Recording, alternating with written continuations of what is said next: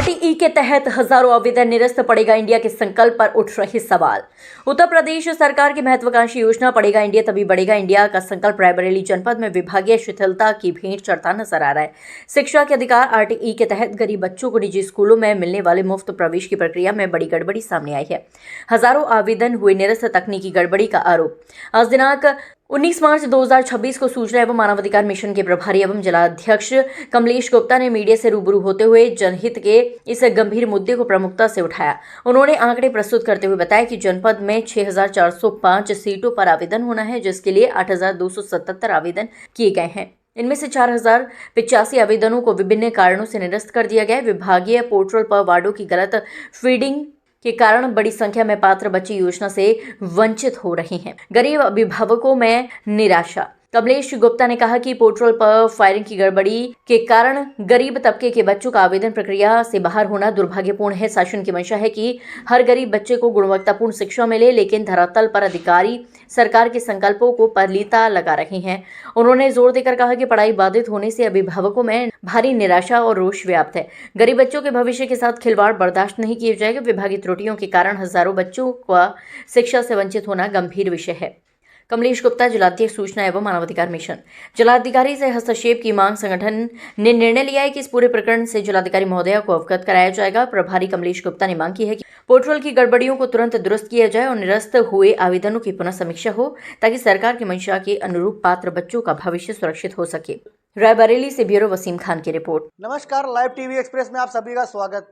मैं वसीम खान बात करूंगा। आज मैं इस समय हूं, आप देख सकते हैं तस्वीरों में, कार्यालय है भारतीय सूचना एवं मानवाधिकार मिशन। हमारे साथ यहाँ के जिला अध्यक्ष जी कमलेश गुप्ता जी मौजूद हैं और आज हम इनसे कुछ खास मुद्दों पर बात करेंगे। हमारा आज का जो खास विषय मैं लेकर आया हूँ, शिक्षा को लेकर। जिस तरह से शिक्षित समाज होने के कारण बहुत से दिक्कतों का सामना लोगों को करना पड़ रहा है, जिन्होंने अपने बच्चों को या जो अपनी पढ़ाई पूरी ना करके कहीं मजदूरी कर रहे हैं, तो कहीं ऑटो चला रहे हैं, कहीं किसी तरह से अपना घर चलाने की कोशिश कर रहे हैं। अगर वो शिक्षित होते तो कहीं ना कहीं किसी अच्छे प्लेटफॉर्म पे होते और कहीं ना कहीं देश के लिए भी विकास कर होते, तो अपने घर के लिए भी। आज मेरा जो बात करूंगा, देश के प्रधानमंत्री नरेंद्र मोदी जी का नारा जो लगातार प्रयास है उत्तर प्रदेश को उत्तम प्रदेश बनाने का, और भारत का जो संकल्प लेके वो चल रहे हैं और जो शिक्षा के लेकर के बड़े बड़े वादे कर रहे हैं, शिक्षाओं को लेकर के सुविधाएं दी जा रही हैं हर जनपद में। और अभी भी गरीब बच्चों के लिए भी सरकार सुविधा दे रही है कि जो बच्चे जिनके माँ बाप नहीं है या सक्षम नहीं है, उतने उनके अर्निंग नहीं, स्रोत नहीं अच्छा कि वो अपने बच्चे को एक अच्छा भविष्य दे सके, अच्छे स्कूल में पढ़ा सकें, तो कहीं ना कहीं उन बच्चों के लिए जो सरकार सुविधा दे रही है, उन शिक्षा से सुविधा के बाद भी ऐसे गांव शहर ऐसे बहुत से लोग हैं जो उस जो सरकार द्वारा जो सुविधाएं दी जा रही हैं उनसे वंचित हैं। हालांकि मैं लोगों पे उंगली नहीं उठाऊंगा, क्योंकि ये सारे नेता या जो भी अधिकारीगण जो उनको सुविधाएं मिलती हैं वो प्रोवाइड कराने की कोशिश करते हैं, लेकिन बीच में क्या बंदरबाट होता है, क्यों अधिकारी काम नहीं करते या उन बच्चे आखिर वंचित क्यों रह जाते हैं। इसी कारण पे आज जब मैंने जमीनी हकीकत जानी, मैंने जब सर्वे किया तो बहुत से ऐसे वार्ड मिले। मैं इस समय रायबरेली शहर की मैं बात करूँ, मैं गांव में भी गया था, तो वहां भी लोगों ने बताया कि बहुत सारे हमारे यहाँ के बच्चे हैं, लेकिन हम जाते हैं लेकिन एडमिशन नहीं हो पा रहे। क्या कारण रहा? आवेदन भी करते हैं लेकिन उनको नहीं एडमिशन दिया जाता। क्या कारण रहा? हमारे साथ यहाँ कमलेश गुप्ता जी बैठे हैं, मानवाधिकार के जिला अध्यक्ष हैं, उनकी टीम भी यहाँ हमारे साथ बैठी हुई है। लगाकर हम इनसे जानेंगे आखिर इनका इस पे क्या कहना है, जो सरकार की नीतियां हैं इसके बारे में क्या रोशनी डालेंगे और क्या कुछ कहना चाहेंगे। हमारे साथ आप लोगों को स्वागत है हमारे चैनल में। जैसा कि आज मैं आपके अक्सर मैं आता रहता हूँ, कहीं ना कहीं आप मुद्दे उठाते रहते हैं। हाँ। लोगों की समस्याओं के लिए अक्सर लड़ते हैं। तो आज का जो हमारा जो सवाल है, जो मुद्दा है, वो शिक्षा को लेकर के जिससे भी समाज में देखिए अभी हम आपसे ये जानेंगे कि जो वंचित रह रहे हैं बच्चे, आज हमारा जो देश है उन बच्चों के लिए जो अभी एडमिशन हो रहे हैं, 2 पार्टी हो चुका और कई बच्चों का एडमिशन हुए भी, तो कहीं कुछ ऐसे बच्चे आपके क्षेत्र में भी जी आखिर क्या कारण है जो नहीं हो पा रहे, इसके बारे में आप देखिए। ये शिक्षा में जो कार्यक्रम प्रदेश सरकार चलवा रही आरटी योजना, रायबरेली जनपद में मेरे ख्याल से अभी बताते हैं क्या 6405 सीटें थी, जिसमें इन्होंने 4,085 सीटों को रद्द कर दिया है ना। मानक ये था। शिक्षा विभाग में वार्डों को लेकर भी नगर पालिका ने दिया है, उसके बावजूद भी शिक्षा पोर्टल में और कुछ दर्शा रहा, जिससे अभिभावकों द्वारा जो बच्चे दिए गए वो भी फॉर्म रद्द हो गए, जबकि ये शिक्षा विभाग की भी जो कमियां हैं उनको सुधारना चाहिए। इससे शासन पे बहुत असर आता है। जबकि जो इस समय शासन से जो निर्देश मिल रहे हैं और जो सरकार से जी जो मोदी सरकार ने लगातार नारे भी दे रही है, जी जी बेटी पढ़ाओ बचाओ, और जी, ऐसे भी जो शिक्षा को लेकर के बड़े बड़े वादे, और शिक्षा मंत्री भी लगातार दौरे भी करते हैं शहरों के, कस्बों में, और लोगों को शिक्षा पहुंचाने की कोशिश करते हैं। तो आखिर क्यों उन बच्चे जो वंचित रह जा रहे हैं, क्या कारण है? किसी को देखिए, बता पाएंगे आप?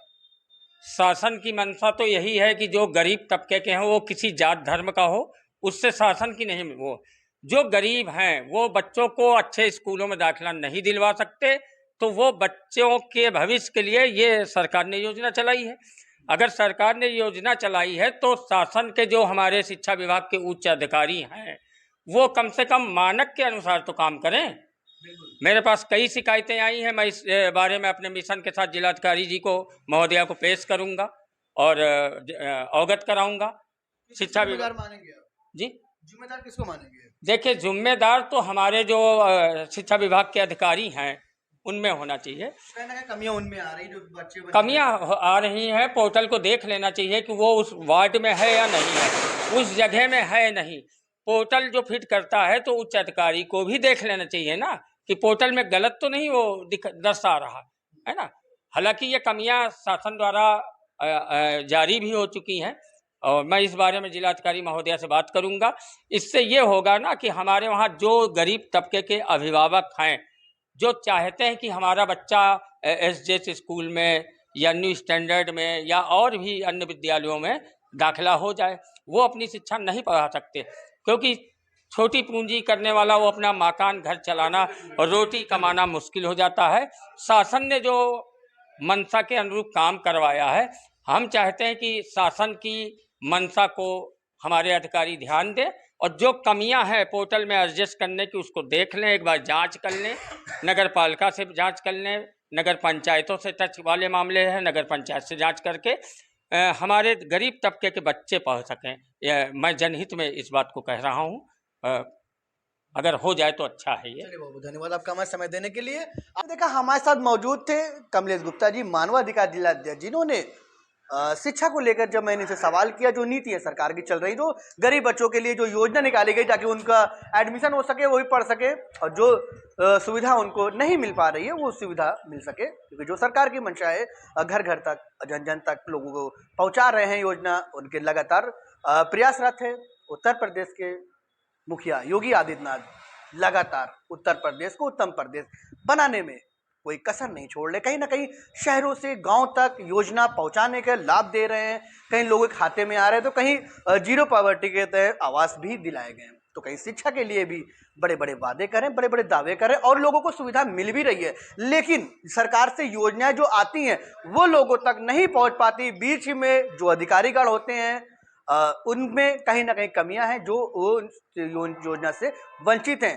तो हमारे खबर से जुड़े रहिए, हम आपको इस तरह से हर विचार से भी दिखाते रहेंगे, और छोटी बड़ी हर खबर जो भी समाज से जुड़ी है या जो भी समस्याएं शहर में होती, कहीं ना कहीं हमारा चैनल जुड़ा रहता है। जुड़े रहिए। मैं सब कैमरा मैन वशीम खान, रायबरेली।